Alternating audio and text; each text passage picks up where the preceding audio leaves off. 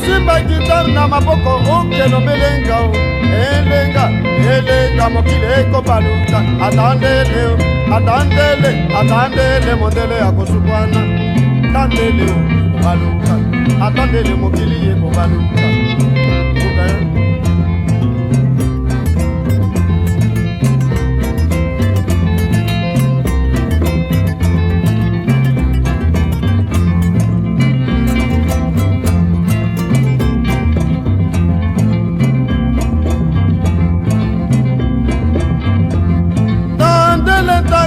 Tandele bande kwa tandele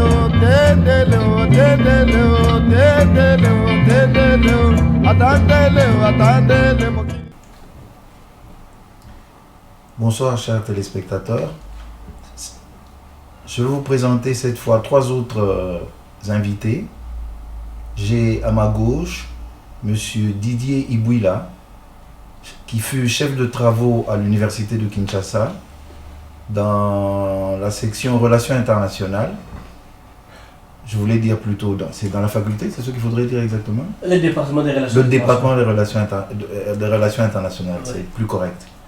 Ensuite, qui a acquis une maîtrise dans les relations internationales à London Metropolitan University. Également, qui est actuellement en train d'effectuer des recherches doctorales et je ne sais pas si c'est dans la même université. À Nottingham University. Merci. Et il faudrait bien pouvoir ajouter pour reconnaître qu'à tout seigneur, tout honneur, il est également directeur exécutif de l'ONG New Hope. J'ai également à ma gauche M. Hilaire Boukassa qui est ingénieur informaticien, excusez-moi.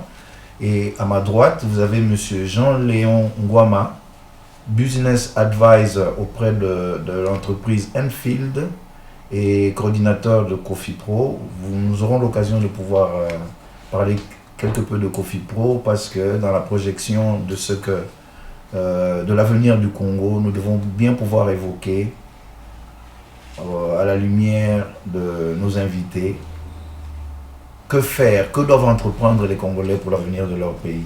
Je vais tout de suite poser quelques questions. Ce ne sont pas des questions, en fait, je souhaiterais ardemment que ce soit un débat ouvert dans lequel n'importe qui pourrait intervenir.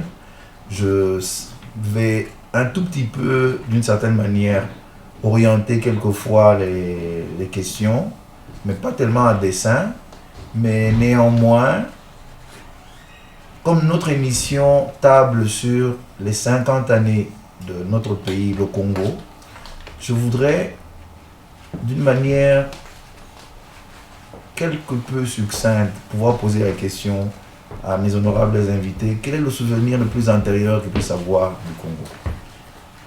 Professeur Ibouila. Merci pour la question que vous soulevez. J'aimerais bien plus parler d'abord de la création ou de la délimitation même de l'espace Congo en tant que pays aujourd'hui. Je voudrais remonter plus loin dans l'histoire en parlant de la conférence de Berlin qui en soi est l'occasion qui a vu naître l'espace congolais, pas en tant qu'État, mais d'abord l'espace congolais qui deviendra plus tard en 1960, comme nous allons en parler plus tard, un État indépendant. Et parler de la conférence de Berlin, c'est d'abord évoquer la grande confusion, pas seulement la grande confusion, mais aussi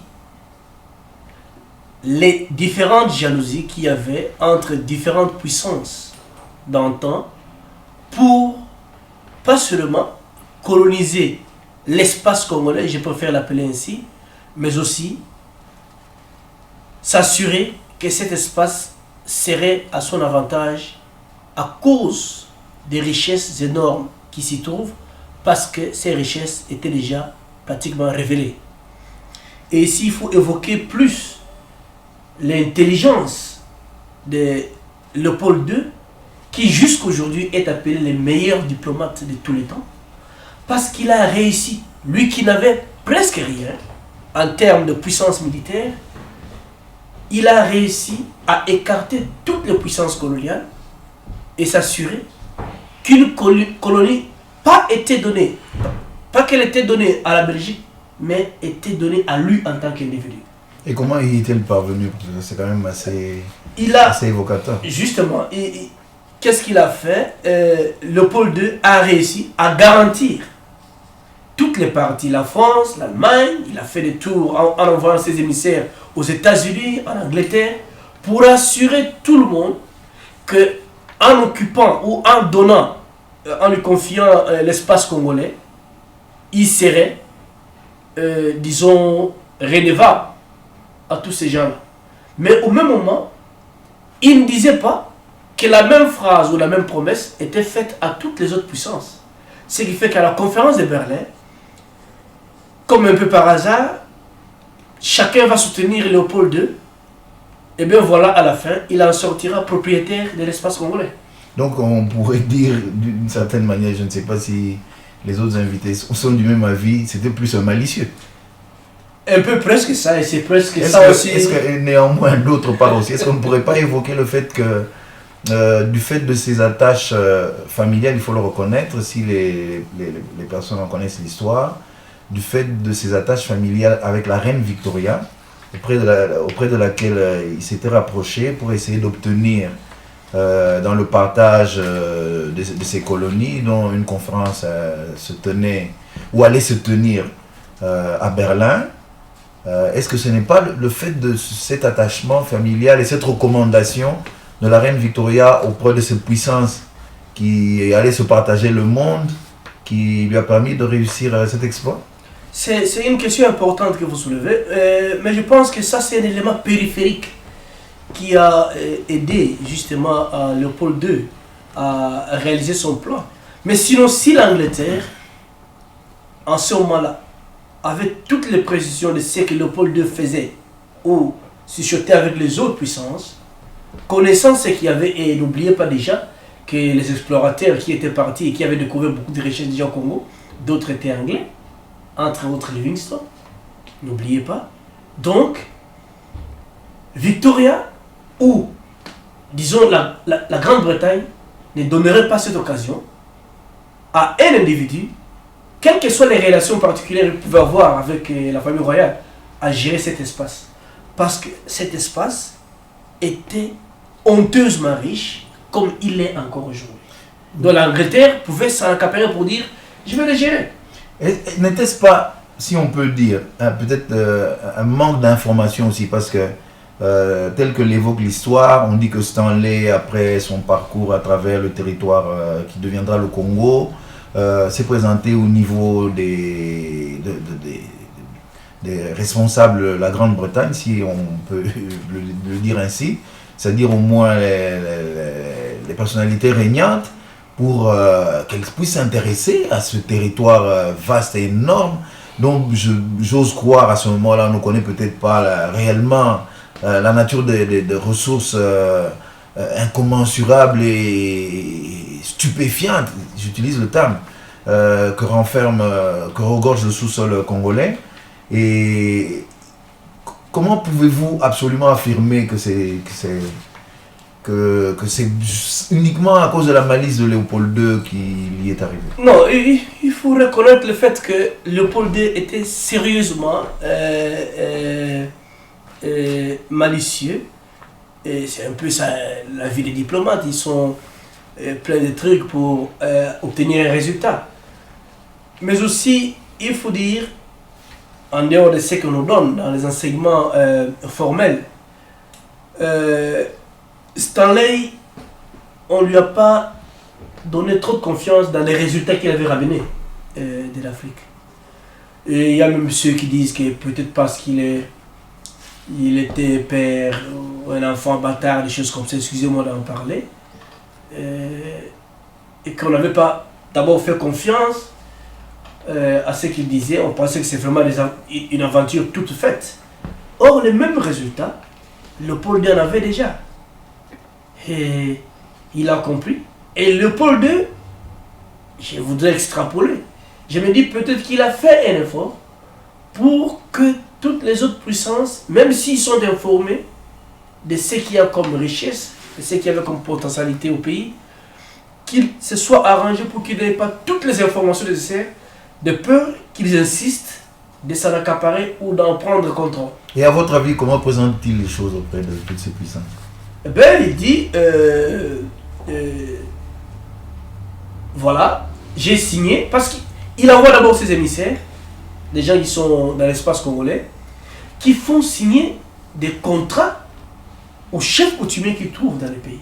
Qui ne savent ni lire ni écrire. Qui ne savent ni lire, ni écrire, mais ils vont mettre des empreintes sur des textes dont ils maîtrisent absolument la langue, pas le contenu.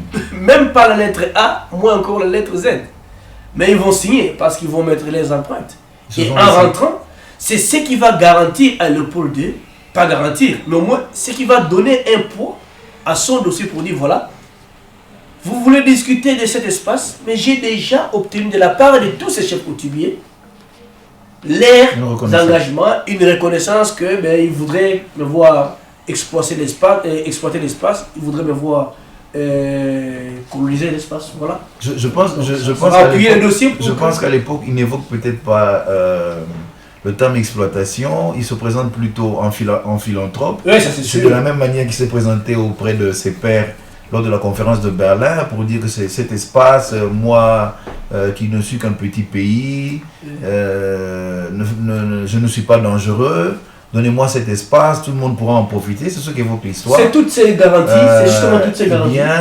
Il ouvre l'espace à une libre exploitation, selon les termes qu'il aurait utilisés, et qui permettent alors à tout le monde de lui donner cet aval, de pouvoir prendre possession de ces territoires. Et ce territoire n'appartient, vous l'avez très bien évoqué, qu'à l'individu, excusez-moi d'utiliser ce terme-là, à la personne du roi Léopold II seul. 2 345 000 kilomètres carrés. Mais oui, ça c'est sûr, tu sais que tu dis, tu as raison. Et Léopold II assure tout le monde. Il garantit tout le monde et il leur dit, vous aurez l'accès libre à cet espace. Je ne vous embêterai pas. Eh bien, quand les gens se disent, ils ne vont pas, trop de pensées, à s'occuper d'une colonie, évidemment, il ne parle pas en termes de colonie, mais je l'utilise parce que c'est le terme ou le concept rationnel pour expliquer ce qui s'est passé. Il donne des garanties, comme je le disais, à tout le monde. Mais au même moment, les colonisateurs, les États colonisateurs se disent il faut laisser, nous n'allons pas trop dépenser, mais en y allant, lui s'occupe de ça, mais nous avons l'accès libre. Nous pouvons y entrer comme nous voulons. Et c'est pratiquement la logique qui suit jusqu'aujourd'hui, nous allons en parler, où les gens pensent que dans notre pays, on peut y aller quand on veut, comme on veut. Je me demande même s'ils sont contents quand ils obtiennent un visa pour aller au Congo. C'est dommage, c'est comme ça que se représentent les choses. Nous allons réellement pouvoir y parvenir. À votre avis, professeur Jean-Léon, cet espace qui n'est pas encore devenu l'État indépendant du Congo, économiquement parlant, du point de vue des rapports entre toutes ces composantes sociales des populations qui sont comprises dans ce qui se délimitera plus tard comme étant le Congo. Comment est-ce que ça marche? Y a-t-il des échanges commerciaux? Y a-t-il réellement une vie économique qui est établie? Comment est-ce que ça marche à votre avis? Oui, je dirais que les populations noires du Congo à l'époque avaient une vie bien organisée, parce que si vous avez bien eu vos cours d'histoire à l'école primaire, on a parlé des empires traditionnels. Et ces empires traditionnels avaient une bonne organisation. Ils vivaient très bien, socialement parlant, économiquement parlant, et d'ailleurs il y avait sur le plan économique un équilibre donné, parce qu'on ne parlait pas du chômage à l'époque. Ce qui est vrai, c'est que le Congo, c'est un pays béni par Dieu, parce qu'on y trouve toutes les richesses du monde. Et je dirais même que nos ancêtres avaient connu, parce que moi je viens d'une tribu où on utilise la lance à fer. Et là où on va puiser le fer une rivière et on taille, n'est-ce pas, les outils de fer. Et c'est là bien avant l'arrivée des Blancs. Alors, je dirais que du point de vue économique, tout était bien organisé. Et comment est-ce que se faisaient les échanges? Les échanges. Est-ce que la population avait conscience elle-même de la valeur de cet espace sur lequel ils posaient leurs pieds? Je dirais qu'il n'y a... Et même ils n'étaient pas conscients. Parce qu'à l'époque, enfin moi... C'est vrai que ce grand Congo, excusez-moi, ce n'est pas pour vous couper la parole, c'est vrai que dans cet espace du grand Congo, surtout dans les régions dont on pouvait dire qu'il y avait beaucoup de ressources, du fait de la faune, de la flore, on y vivait certainement d'une manière quelque peu paradisiaque, où il suffisait d'aller derrière sa case et quand on avait envie d'une antilope, on pouvait, par des moyens conséquents évidemment, obtenir cette antilope. Si on avait envie de manger une banane, on pouvait l'accueillir. Si on avait envie de manger des fruits, et ça c'est une réalité. Mais je reviens sur ma question. Est-ce qu'ils en avaient conscience? Est-ce qu'ils avaient conscience de ce que représentait ce territoire sur lequel si béni que le bon Dieu leur avait accordé? Je dirais pratiquement non. C'est le cas même aujourd'hui avec nous qui nous disons civilisés. Est-ce que les Congolais, sur les plans modernes, est-ce qu'ils prennent conscience des richesses qui sont les leurs? Non, prendre conscience c'est une chose. Prendre conscience, j'estime que ça tient peut-être de l'intérêt, mais aussi de l'ignorance. Parce que c'est vrai, nous pouvons excuser une certaine catégorie sociale ressortissant de notre pays. Mais je crois qu'une assez grande majorité qui de plus en plus s'accroît, des personnes ont quand même sont quand même quelque peu instruits. Je ne connais pas les chiffres, je ne sais pas les évoquer, peut-être que vous pourriez les évoquer, le taux d'analphabétisme chez nous. Mais néanmoins, les gens sont quelque peu instruits. Mais quand les gens ne s'intéressent pas pour savoir quel est ce pays, quel est le potentiel qu'il y a dans ce pays, qu'est-ce qui peut devenir ce pays, et que les réflexions sont fort malheureusement simplement d'ordre de subsistance et banal et terre à terre, je ne sais pas qui est-ce qu'il faudrait excuser pour autant. Oui, moi je crois que dans cette époque-là, si nous nous situons dans les temps qui est celui de l'avant-État indépendant du Congo, je crois que chaque peuple, enfin le peuple n'avait pas une vie d'État à l'époque, parce que l'État n'existait pas encore. Et chaque peuple, chaque tribu vivait, n'est-ce pas, dans l'espace qui était la leur, dans ce sens que on ne connaissait que son voisin immédiat. On ne connaissait pas qu'il y avait un autre peuple qui parlait une autre langue quelque part. Bon, prendre conscience comme tel de l'ensemble macro de l'État congolais actuel sur le plan économique, je crois que je dirais non, pour être sincère, parce que l'État n'existait pas encore et les gens n'avaient qu'un horizon limité. Et dans une évocation alors restreinte, comment fonctionnait ce que vous avez pu évoquer comme étant une économie? Non, mais je voudrais un peu aller dans le même sens que M. Jean Léon, parce que à cette époque, c'est des tribus, c'est des empires, c'est des royaumes. Les chefferies également. Qui n'ont que des économies, disons, en termes de concept, si on peut en trouver un, c'est des économies de survie. Où juste, ils vont chercher à manger. S'il n'a pas du manioc, il faut en trouver. Alors il faut échanger contre peut-être la chèvre. C'est plus de troc. Oui, c'est du troc. Et puis, là, vous savez, c'est des échanges qui n'ont pas les mêmes valeurs. Mais parce que vous avez besoin du produit X et que l'autre a besoin du produit Z, bien, vous échangez. Mais c'est des économies de survie. Et ils ne connaissent même pas la valeur des minéraux. Les gens marchent sur des diamants, mais ce sont des pierres, ils marchent dessus, c'est des pierres. L'usage du coquillage, professeur Jean-Léon, l'usage du coquillage, l'usage de la croisette dans le cours de l'histoire, bien avant l'indépendance du Congo, elle intervient dans quel sens et dans quel but? Parce qu'on évoque que ça avait été un certain type de monnaie. Oui, c'est ce que disent les historiens.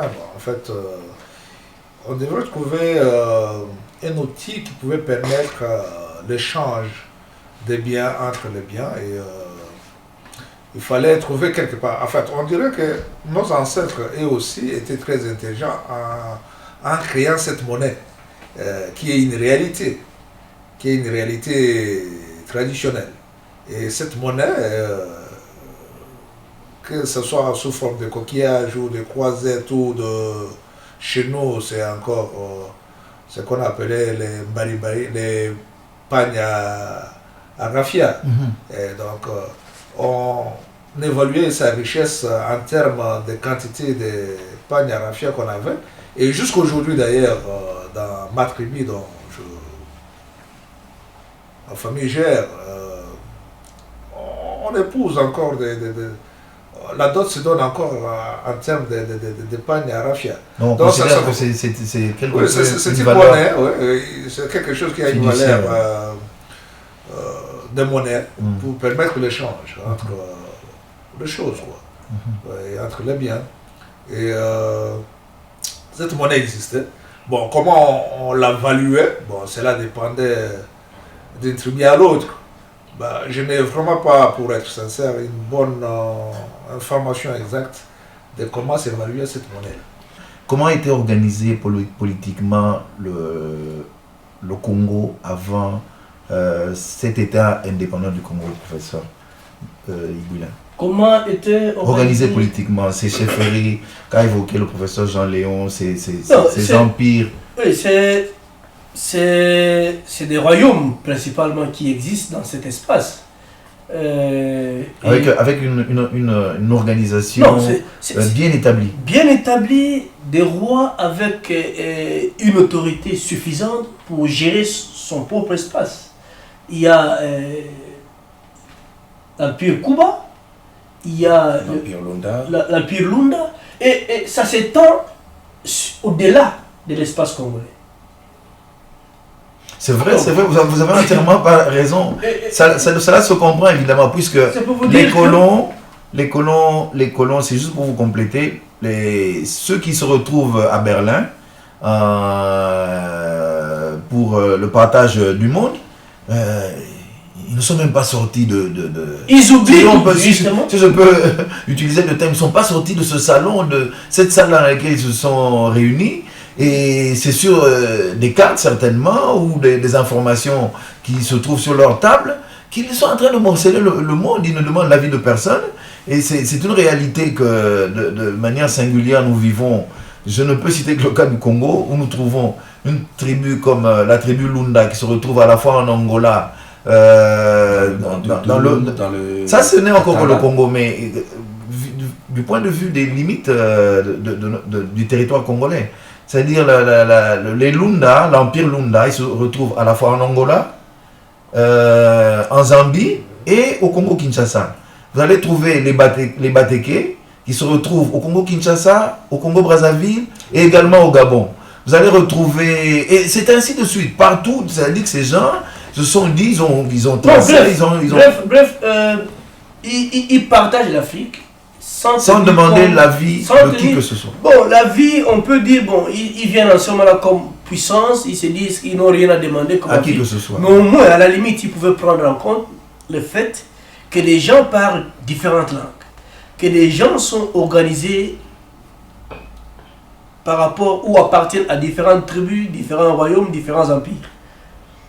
Mais ils ne tiennent pas compte de ça, ce qui fait qu'ils divisent. Des gens qui sont frères, qui sont cousins. Un peu comme la division qui s'est faite en Corée. C'est un cousin s'est retrouvé de l'autre côté, vous êtes ici, et après on vous dit non, tu es étranger. Parce qu'on pourrait leur attribuer aussi d'autre part une certaine intention dissimulée, malicieuse. Parce que, comme dit le dicton, non, l'expression latine plutôt diviser pour mieux régner. Oui, mais ça entre en compte. Ils préfèrent diviser. Et puis, c'est aussi par rapport aux besoins des États qui sont partie prenante dans l'aventure de colonisation. Celui-ci dit non, moi je préfère me limiter à ce niveau. Peut-être c'est par rapport au rapport qu'il avait réussi, des richesses ou de l'intérêt qui pouvait se présenter par rapport à ce qu'il voulait faire dans l'espace. mais aussi tout simplement cette mauvaise volonté où on ne tient pas compte de l'autre. Vous êtes des indigènes, vous êtes sans valeur, parce que le fait déjà de venir vous dire que nous voulons vous donner une nouvelle civilisation alors qu'on en avait une, ça disait déjà Au fait, ça disait tout. Moi, je crois que tous ces aspects que nous évoquons ont une base, dans ce sens que pendant qu'on est en train de diviser l'Afrique en morceaux, il y a déjà l'aspect de l'esclavagisme qui était déjà en vogue. récurrent. Ouais. Et quand quelqu'un vous vend, il ne vous considère pas. Absolument. Absolument. Vous avez la même valeur. On vous ignore, on a On simplement vous ignore, besoin de donc cet ils espace-là. pouvaient pas Vous vous construire. trouvez, Ouais. si on peut dire de manière accidentelle, ce n'est Ouais. pas ça qui les intéresse. Oui, oui. Il y avait c'est cet déjà, espace. cet aspect très grave de l'esclavagisme et qui a fait de sorte que l'homme noir soit considéré au même titre qu'un animal. Qui a duré plus de Ouais. 3 siècles et Ouais. Donc, qui a eu comme conséquence, Donc, juste en l'évoquant, d'avoir siphonné comme ça des millions et des millions de personnes en déportation vers d'autres continents. il est très difficile de demander à ces gens d'avoir un état d'âme sur les Africains qu'ils ont déjà vendus comme esclaves. Et ce qui est vrai, c'est que, bon, quelles que soient les raisons qui étaient les leurs, ils ont partagé l'Afrique lors de la conférence de Berlin. Donc, nous étions divisés en morceaux, en États, et nous qui sommes Congolais de la République démocratique du Congo, nous avions eu, n'est-ce pas, un grand espace qui constitue pour moi une certaine fierté, parce que par rapport à l'Afrique noire, nous sommes le plus grand pays. Nous sommes grands en grandeur, nous sommes grands en richesse, en potentialité. Et savez-vous que, pour ceux qui ne savent pas, la forêt congolaise elle-même représente 45% de la forêt mondiale et 65% de la forêt africaine. Et tout minerai que vous pouvez chercher dans le monde, vous le retrouvez au Congo. Donc, bref, on a été... on nous a divisés sans notre consentement. Nous nous sommes retrouvés congolais et puis cet espace a appartenu. Et comment se faisaient les rapports entre tous ces différents regroupements, chefferies, empires et ainsi de suite? Y avait-il une certaine cohésion dans l'ensemble? Je peux vous parler parce que quand on parle du concept chefferie, c'est dans l'état moderne. Dans l'état moderne, jusqu'aujourd'hui par exemple, vous avez nos frères, parce que nous appelons frères l'Empire Cuba, les Cuba, que nous parlons la même langue.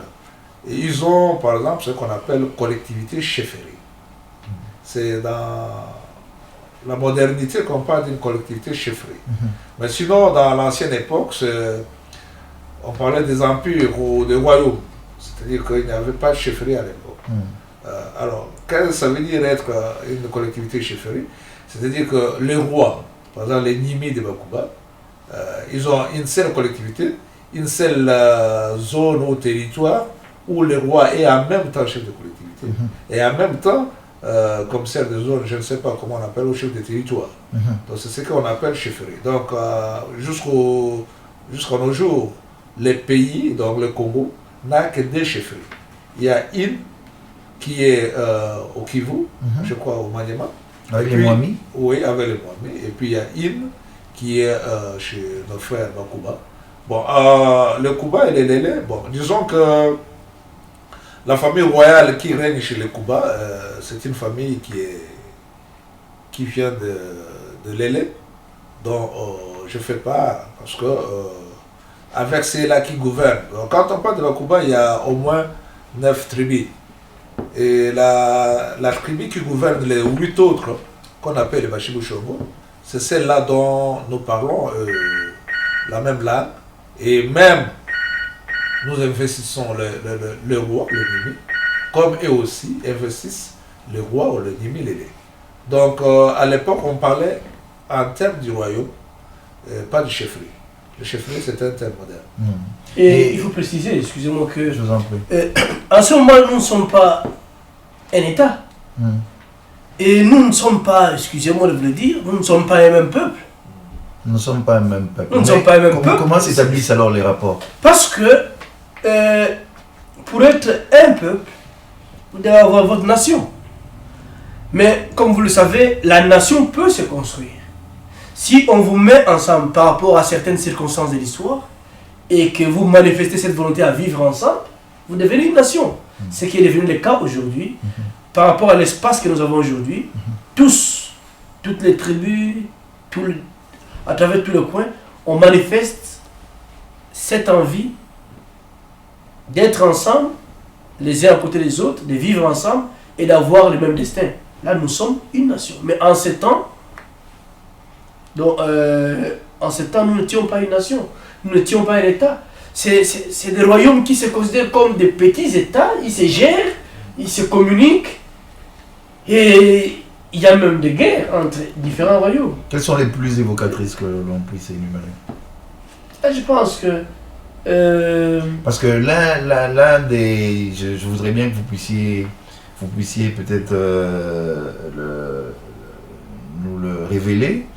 Parce que l'un des motifs que va argumenter les colons lorsque nous attribuent notre indépendance, ils nous reconnaissent le droit à l'indépendance, ils évoquent, je crois que si vous avez l'occasion d'écouter le discours du roi Baudouin pour la circonstance, le 30 juin, il dira que nous vivions en rivalité, en guerre tribale.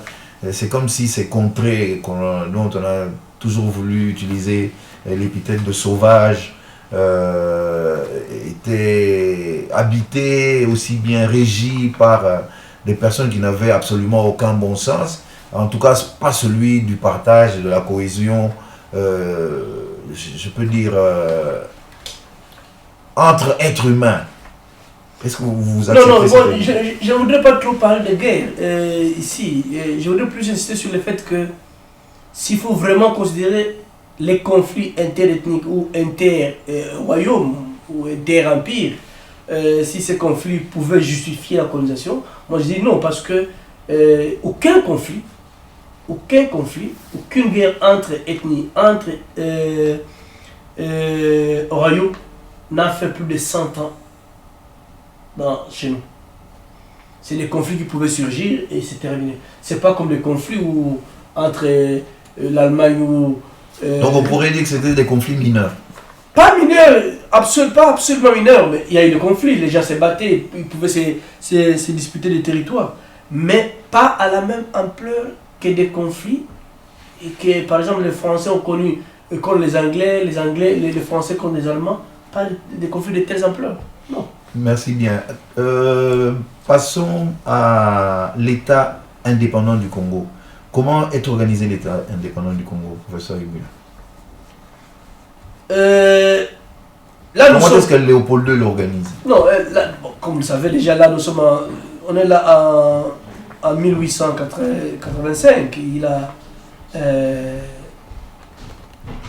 l'espace à qui on lui demande de s'en occuper. Et lui-même, effectivement, il va laisser les autres puissances libres dans ce qu'ils pouvaient faire dans cet espace. Mais l'essentiel à signaler à ce niveau est que Léopold II envoie des gens pour maintenant commencer l'exploitation. Et vous savez, la colonisation de nous, du Congo, c'était une colonisation d'exploitation. Purement et simplement. Tout simplement d'exploitation. On ne tient pas compte des Congolais, Il n'y avait rien à voir avec intérêts. Il n'y avait rien à voir, même s'ils arrivent à construire, on dirait que je suis méchant, même s'ils arrivent même à construire des écoles plus tard, mais ils... C'est simplement pour répondre aux nécessités de l'exploitation. Les richesses, rentrer et construire la Belgique qui n'avait rien, ou disons qui n'a rien jusqu'aujourd'hui comme richesse. Je reviens encore une nouvelle fois. Monsieur Ibouila, pour savoir, je disais... Non, ta question, tu dis comment Léopold II opère. Oui, comment opère-t-il? Effectivement, comme Tu poses la question. Léopold II met en place une administration, il a ses administratifs, qui travaillent, qui donnent des rapports, qui exploitent les pays, qui mettent des moyens qui sont donnés par les rois. Ce sont ses propres moyens. Et l'administration est mise en place, donc tout fonctionne normalement. Mais au-delà de ça, il a aussi à ses côtés des missionnaires, parce que n'oublions pas que les missionnaires ont joué aussi un grand rôle dans la colonisation du pays. Et bien, il y a un débat là-dessus. Les catholiques, disons, ils pensent qu'ils n'ont pas joué un grand rôle, ils donnent des arguments. Bon. Mais on suspecte quand même que les missionnaires aient joué un rôle dans ce qui s'est passé pour soutenir l'aventure de Léopold II. Ça, c'est la réalité.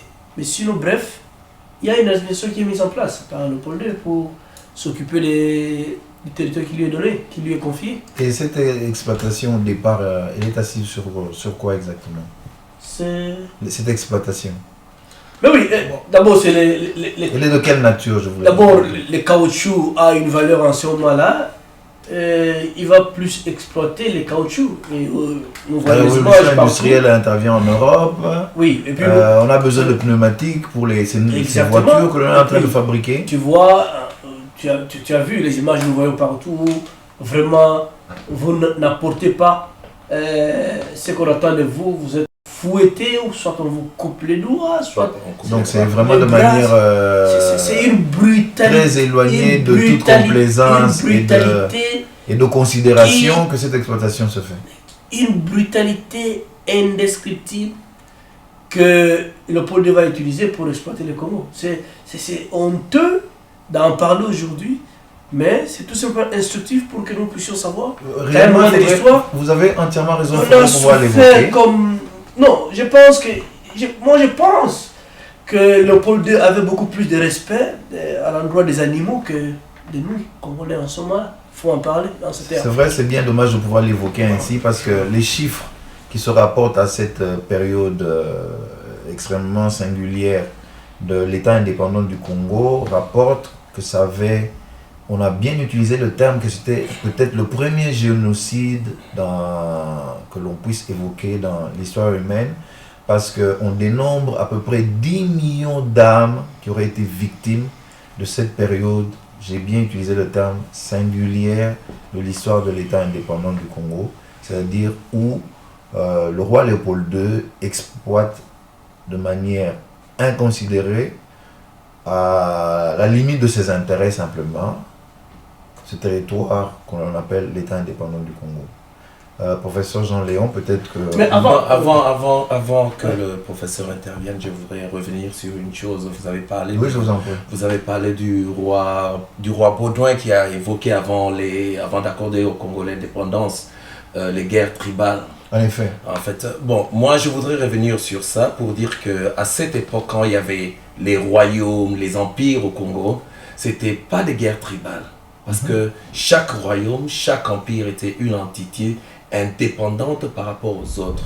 Et ce n'était pas des guerres tribales, c'était plutôt les guerres de conquête pour agrandir, élargir le pouvoir du roi.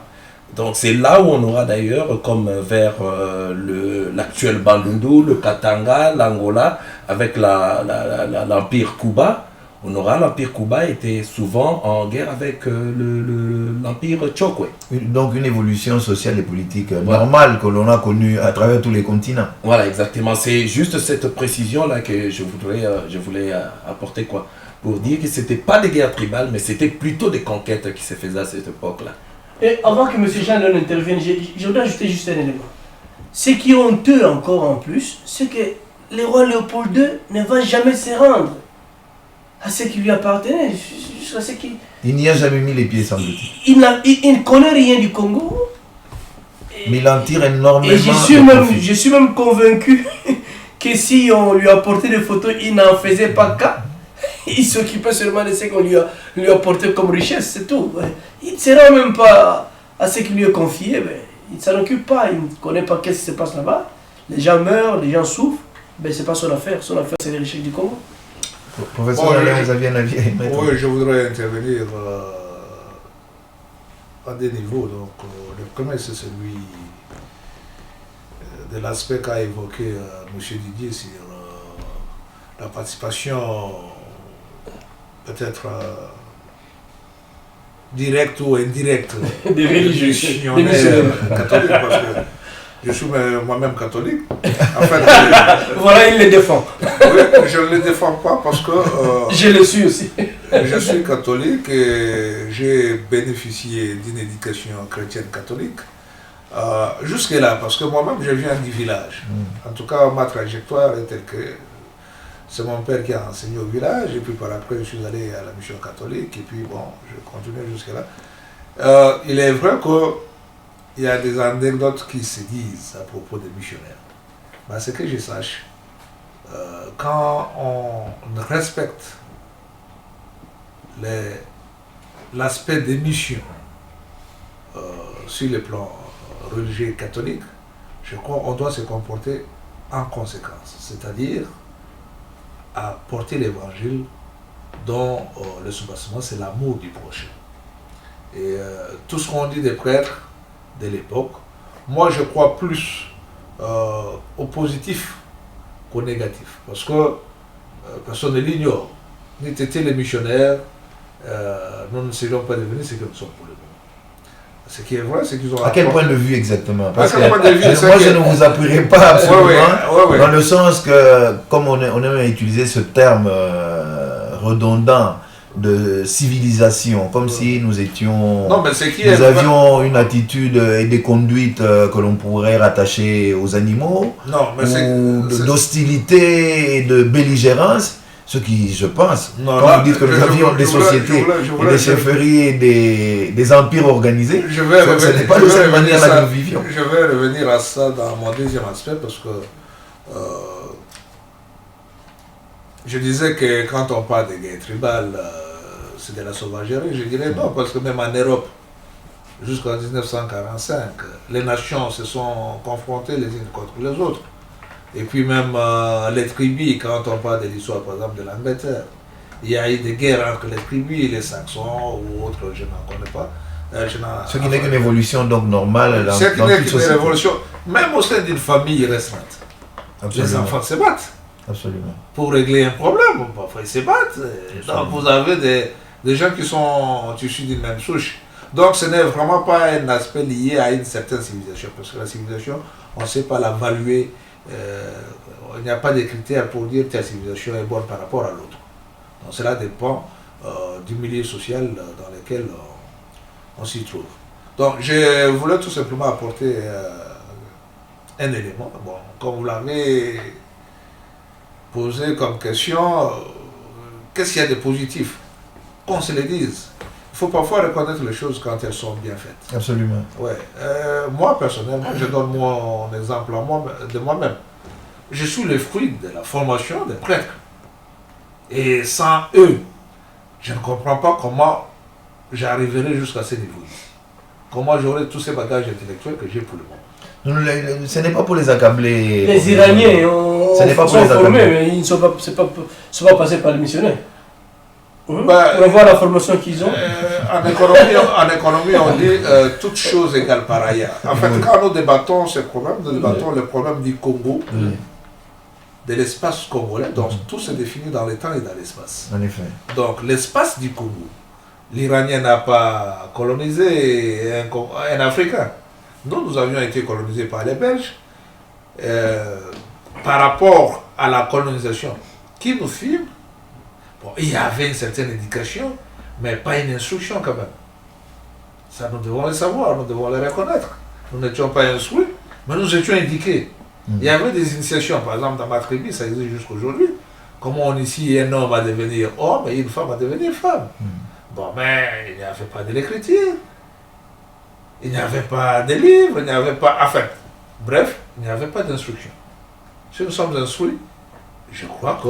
Mais néanmoins, il y avait une initiation. Une initiation, parce qu'une initiation, c'est une forme d'instruction. Pas une forme d'instruction. Ce sont des concepts différents. À quel point de vue, à votre avis? Oui, à mon point de vue, c'était quand on parle de l'éducation. c'est l'éducation englobe l'instruction. L'instruction, c'est ce qui est lié aux connaissances des faits, par exemple aux connaissances de la science. C'est ça qu'on appelle l'instruction. Qui est le produit de l'observation. La science n'est pas seulement... En fait, Claude Bernard définit la science comme étant quelque chose qui a été expérimenté.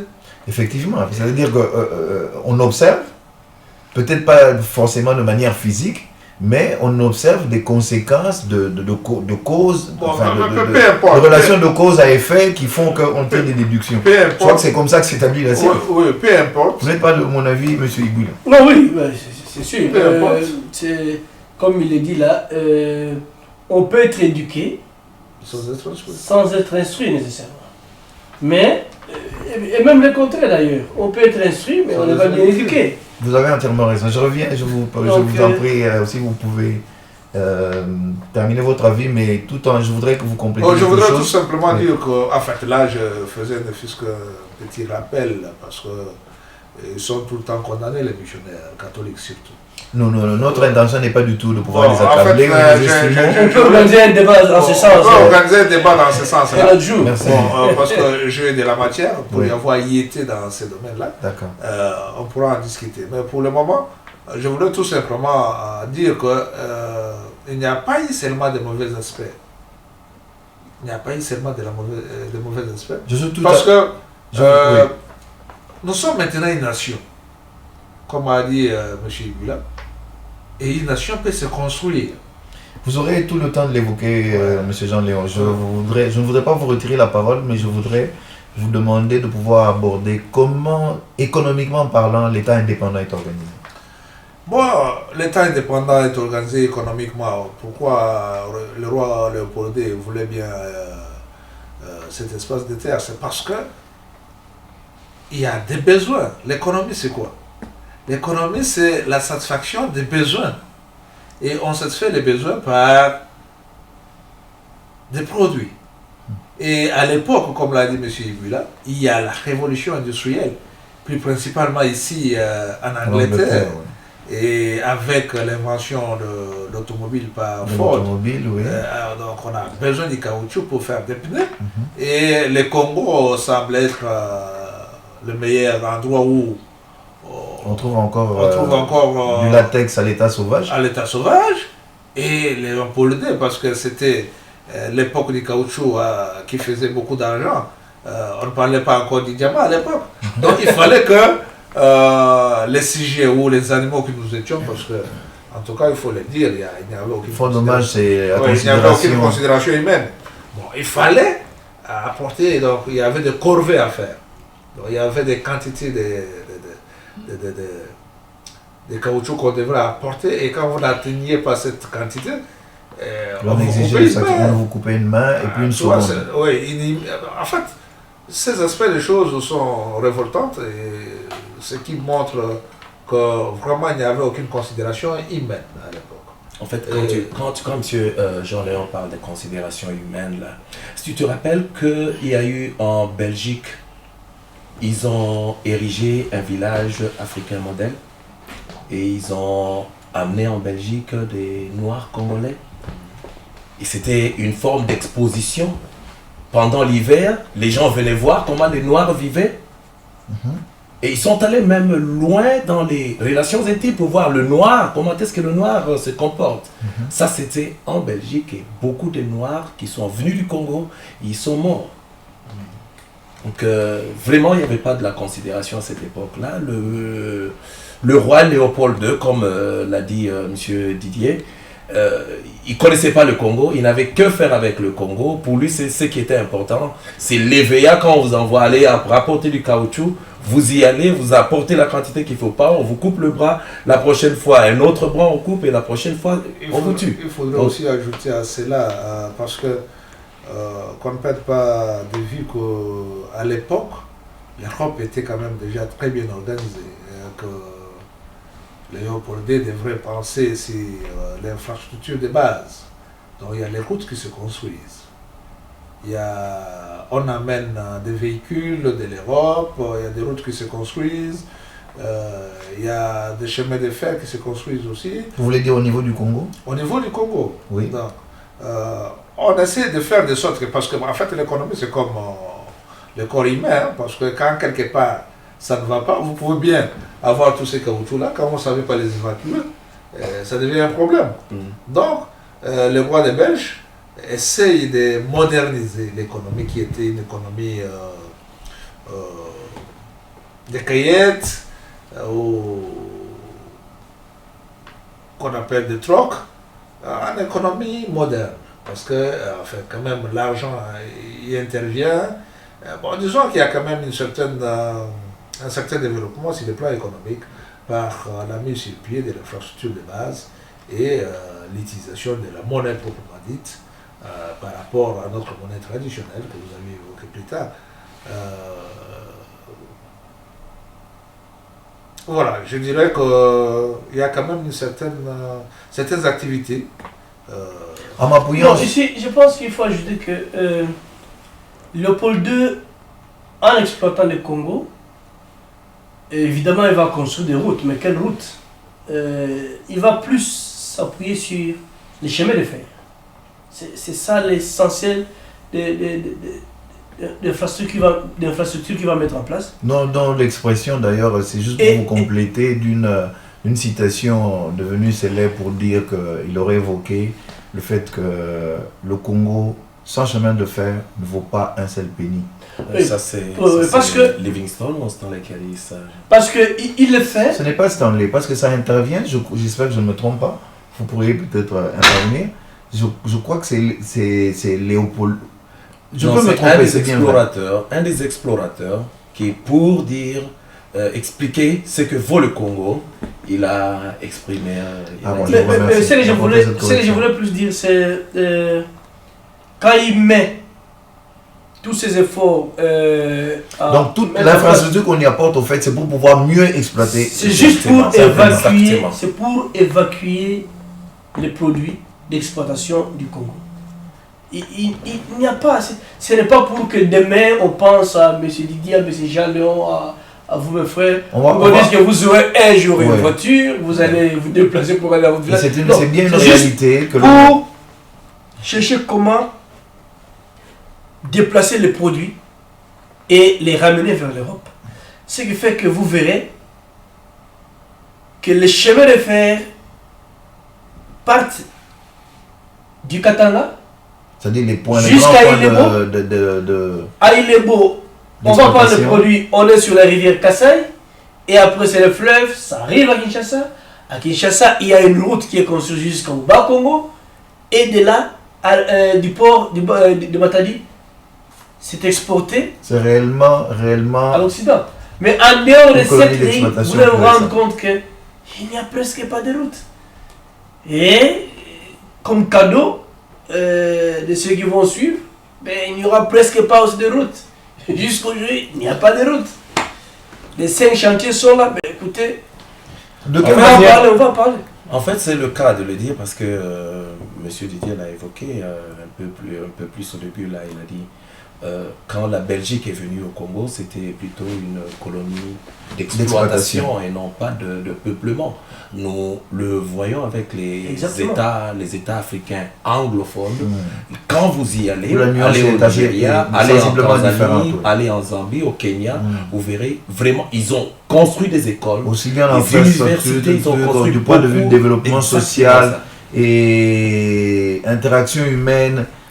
C'est beaucoup plus développé. C'est pas que nous félicitons cela pour dire voilà, ils ont bien fait de nous coloniser comme ça. Moi, je crois que qu'on soit dans la colonisation d'exploitation, dans la colonisation du peuplement, il y a un élément commun à tout ça. L'élément commun, c'est que c'est l'exploitation. Tirer profit. Tirer profit, parce que ça, c'est la conséquence d'une économie capitaliste. Le peuplement, bon, c'est bien vrai que le peuplement, qu'est-ce que ça veut dire? Ça veut dire que le colon considère que ce territoire devient leur propriété, leur patrie. Leur patrie. Il peut y vivre. Il peut y vivre. Donc, il faut qu'il construise. Ce n'est qu'une conséquence. Mais l'élément commun entre ces deux types de colonisation, c'est l'exploitation, parce que le capitalisme a comme conséquence l'exploitation. C'est-à-dire il faut aller chercher là où on peut devenir de plus en plus riche. Et comment passe-t-on du social de ce peuple qui... Professeur Jean-Léon, comment passe-t-on de cet État indépendant du Congo à la colonie, c'est-à-dire à l'État belge. À l'État belge. Non, pas à l'État belge. Congo belge. Au Congo belge. Non. Ouais. Non, allez-y. Oui, mais comment... Était-ce également pour des raisons économiques ou pour d'autres raisons? Non, c'était des raisons purement personnelles du roi de humanitaire, je pense. Il voulait, il a vu qu'il avait assez et qu'il pouvait donner maintenant la propriété à l'État. Parce qu'à l'État indépendant du Congo, c'était sa propriété privée. Maintenant qu'il a eu assez de moyens, donc il a estimé que les Belges pouvaient en profiter en tant qu'État. C'est-à-dire que l'économie de la Belgique pouvait jouir de tous les biens, de tous les produits qui provenaient du Congo. Donc ça devenait maintenant une affaire. En fait, sur le plan juridique, quand c'est une affaire privée, on ne vous demande pas de compte.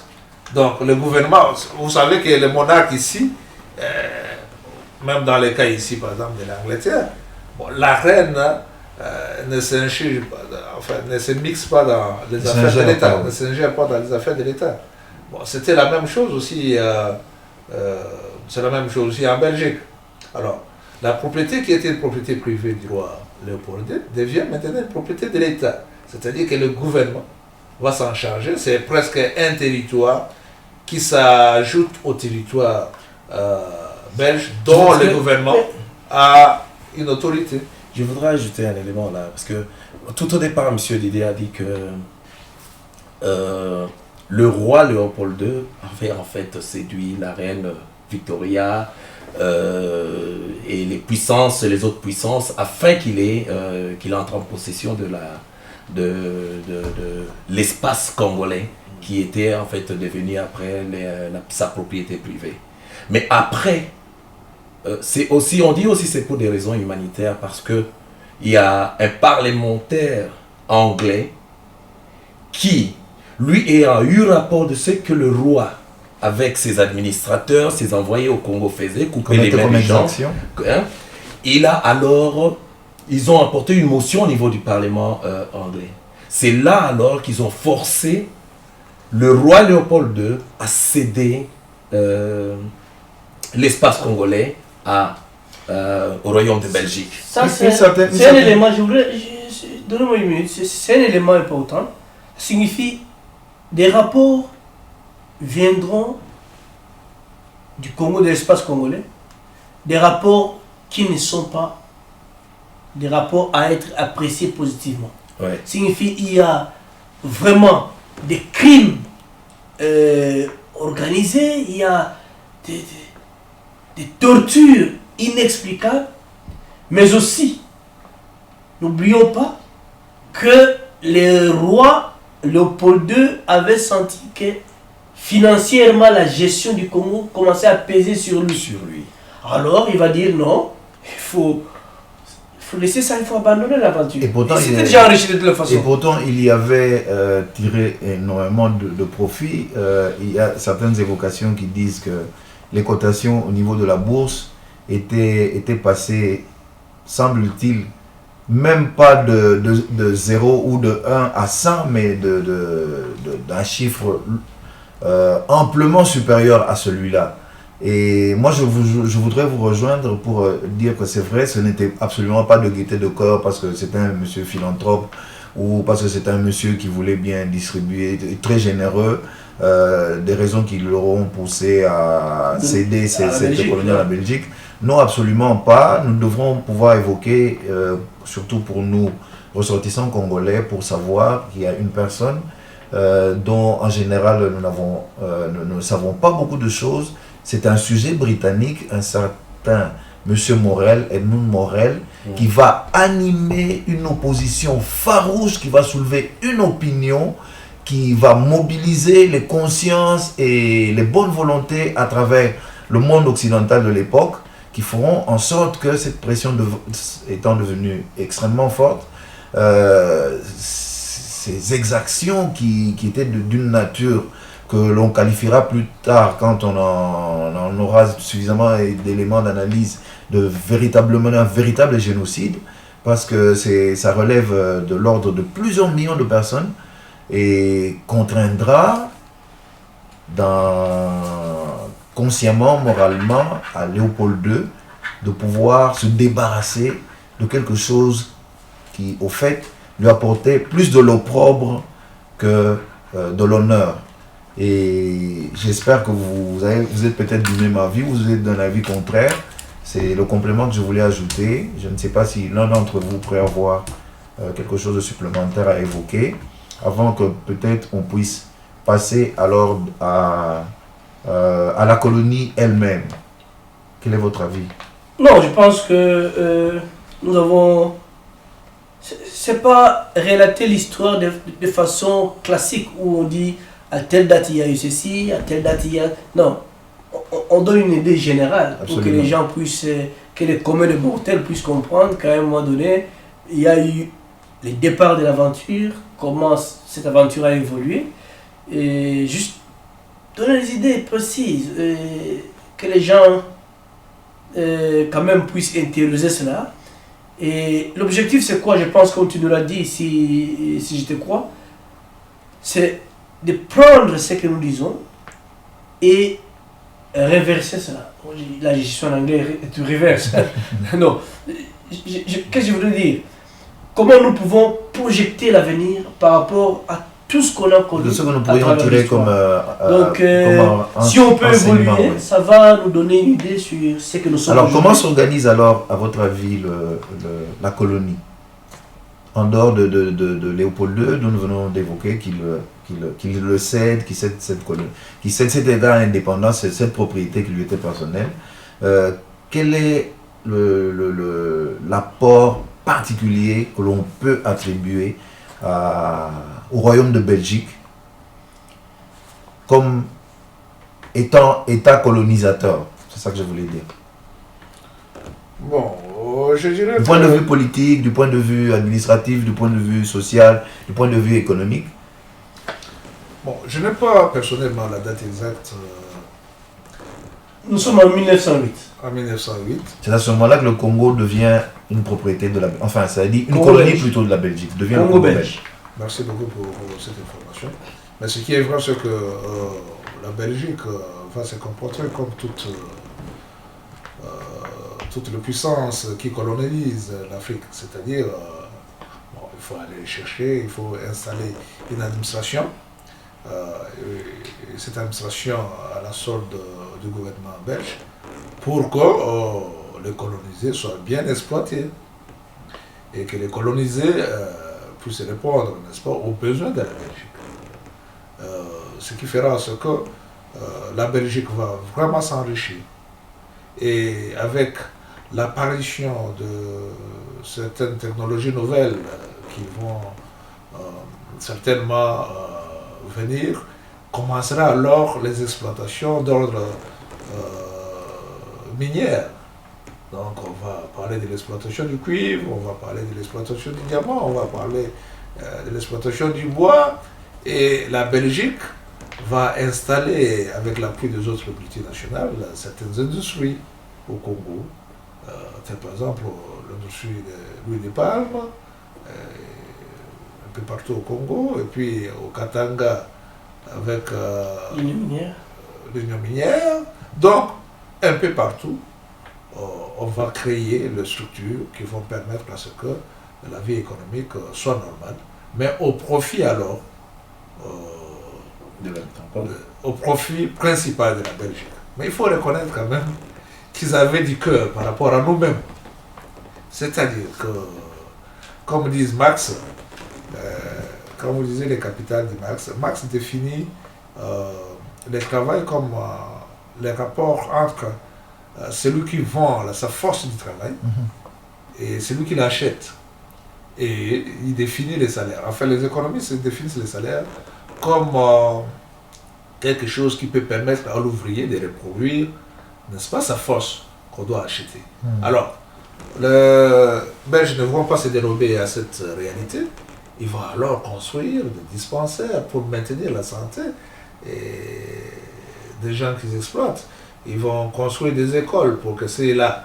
Parce que le Congo étant très grand, il faut quand même des gens, parce qu'on ne va pas verser tous les Belges là-bas. Ils ont besoin d'économie. L'économie a certaines exigences que vous devez quand même remplir. Donc on a besoin de travailleurs moyens. Ils vont alors construire des écoles pour former des comptables.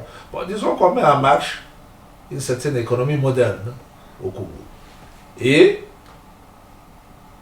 là où en dépit de tout ça, je suis d'accord avec eux, c'est qu'à l'époque quand même, moi je peux dire que j'ai bu les coca dans mon propre village parce qu'il y avait un magasin. Donc je ne savais pas qu'il existait la ville d'Ilebo. Non, mon père était enseignant et tout en étant au village, parce que je suis né avant l'indépendance quand même, parce qu'on parle de cette époque, j'ai une certaine expérience.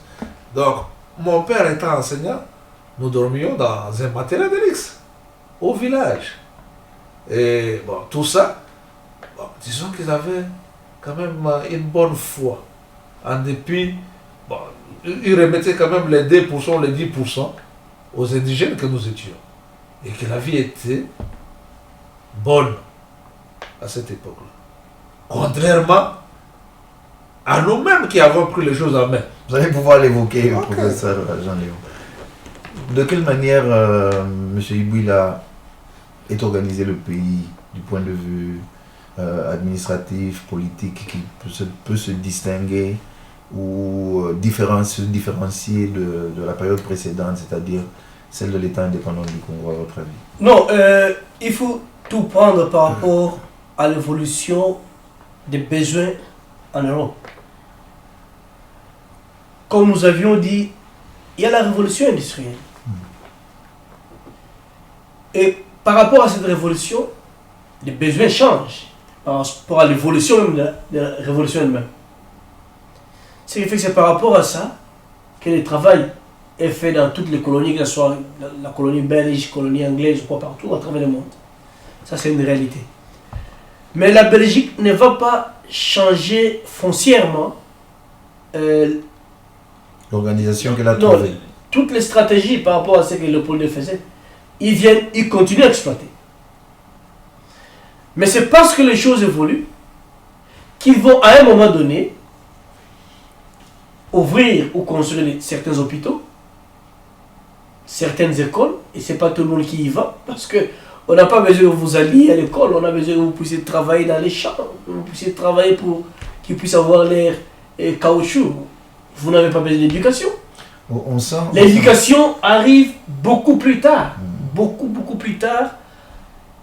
En fait, on forme beaucoup Et- plus l'auxiliaire si je peux utiliser le terme, l'auxiliaire d'exploitation pour pouvoir rentabiliser ce qu'on établit comme service. On a besoin de ceci, bon, il faut apprendre à ce monsieur peut-être au moins à calculer, il faut lui apprendre au moins à compter, et petit à petit, donc c'est uniquement pour Mais répondre aux besoins de l'instruction au vrai sens du terme elle arrive n'interviendra que beaucoup plus tard. Pour preuve. D'ailleurs, c'est de manière graduelle parce Pour que c'est preuve vrai, d'ailleurs, pour preuve. à l'indépendance, Preuve à presque pas de l'indépendance, personnes on avait 4 énormément universités. instruites, Oui, je voudrais souligner une chose là, parce que là, on est en train d'en parler sous un angle plus économique, mais il faut voir aussi l'angle social. Je vous en prie. C'est-à-dire que le Belge, qu'est-ce qu'il a fait? Il a formé, comme vous dites, les auxiliaires. Là. Aussi, sur le plan social, il a préféré aussi former les gens. C'est là où je veux renchérir à ce qu'a dit M. Jean-Léon, qui à cette époque, au village, déjà, il a pu boire un coca. C'est-à-dire que son papa était déjà évolué à cette époque-là. C'est comme ça qu'on les appelait. On les appelait les évolués. Sur quels critères, en fait, ce serait bien intéressant de savoir s'il est évolué. Si déjà, le blanc peut te rendre visite chez toi à la maison. Le curé de la paroisse, il peut te rendre visite à la maison. S'il venait chez toi, il trouve tes enfants bien habillés, culottes, je sais pas moi, les chaussures, et une belle chemise bien repassée, c'est déjà un critère. s'il peut trouver chez toi à la maison que les enfants ou toi-même aussi, tu peux manger à table avec les fourchettes, c'est aussi un critère.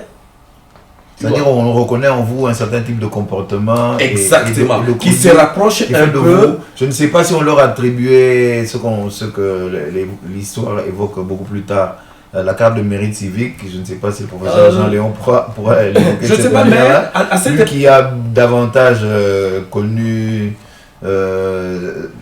cette réalité de l'époque, je ne sais pas.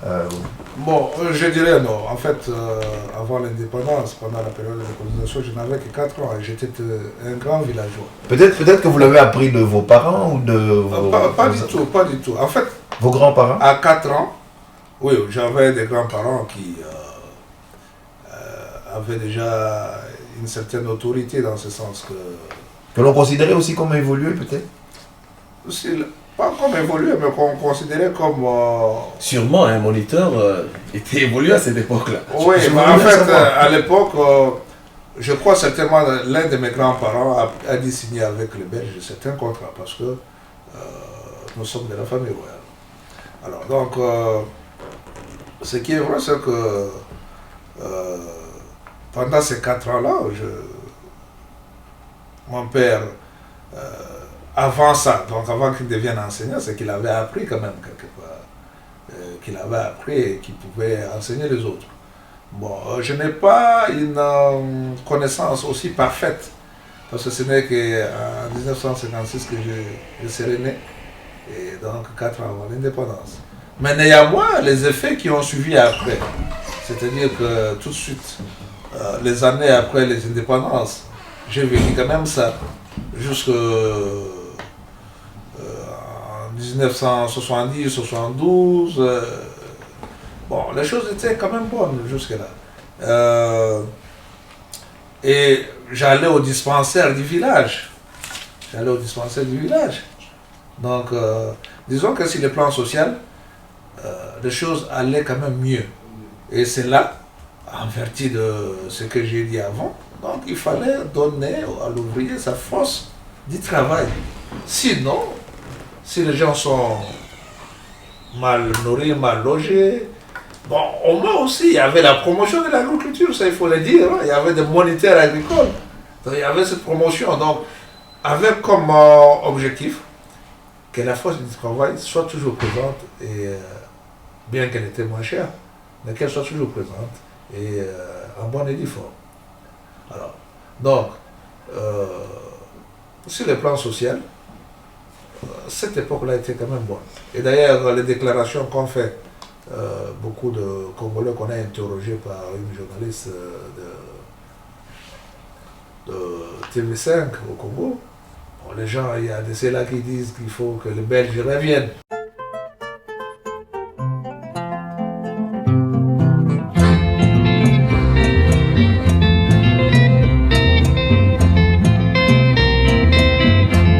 atusimba gitare na maboko okelo belenga o elenga mokili ekobaluka atandele mondele akosukwana tandele o baluka atandele mokili ekobaluka